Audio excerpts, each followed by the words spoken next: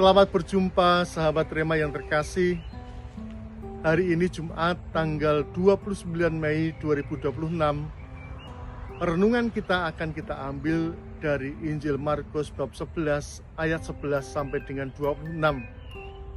Tema yang akan kita angkat pada hari ini adalah tentang pohon ara yang mempunyai daun lebat tetapi tidak berbuah. Sahabat Rema yang terkasih, di belakang saya ini adalah pohon ara. Pada bulan Mei, pohon ara ini sudah mulai menunjukkan bakal buahnya, dan pohon ara itu memang berdaun lebat dan dapat akan kita ambil buahnya itu sekitar bulan Juni atau Juli sampai kemudian akhir musim dingin.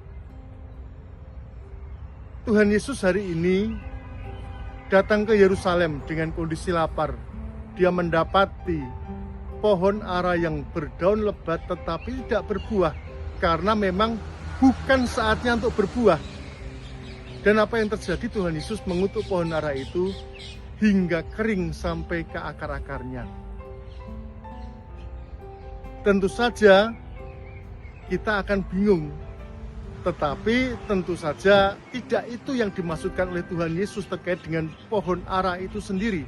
Tetapi kembali lagi kita perlu mengingat bahwa di dalam tradisi Israel, pohon ara itu juga menunjukkan hidup keagamaan orang-orang Yahudi, atau kita sering sebut sebagai spiritualitas dan identitas orang Yahudi.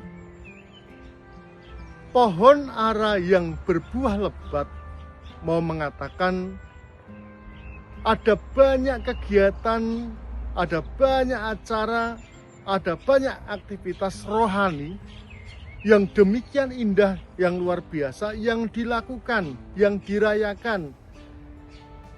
Tetapi kembali lagi, segala macam hal yang indah, yang luar biasa, yang meriah, yang mewah itu, akhirnya orang harus bertanya, lalu apa buah yang dapat dipetik dari kegiatan itu, dari perayaan itu, dari peristiwa itu? Pohon ara yang berdaun lebat tetapi tidak berbuah mau menunjukkan kepada kita kritik Yesus terhadap aktivitas agama, acara keagamaan, kemewahan keagamaan yang sama sekali tidak membuahkan hasil. Boleh dikatakan baik di luarnya tetapi dalamnya itu tidak ada. Sahabat Rema yang terkasih, sabda Tuhan ini penting untuk kita cermati di dalam hidup kita sebagai orang Kristiani. Ada kalanya kita membuat berbagai macam hal yang demikian indah, demikian mewah, demikian luar biasa, menghabiskan banyak dana, tetapi kemudian perlu kita tanyakan, apa sih buah yang dapat kita petik dari segala aktivitas itu? Sabda Tuhan hari ini mengingatkan pada kita supaya kita tidak terpaku pada daunnya saja, pada apa yang nampak saja, pada apa yang kelihatan saja, pada apa yang mewahnya saja atau ornamennya saja. Tetapi Tuhan Yesus mengajak kita, walaupun itu sederhana, walaupun itu sedikit, walaupun itu tidak begitu luar biasa, tetapi ketika orang itu mempunyai akar yang kuat, maka hidup orang itu akan berbuah. Dan buahnya tentu saja bukan tindakan, tetapi buahnya adalah sebuah cara hidup beriman yang semakin dewasa dalam bentuk sikap dan hidup harian. Menjadi orang-orang yang mempunyai kualitas hidup iman yang nampak di dalam karakter hidup orang sehari-hari.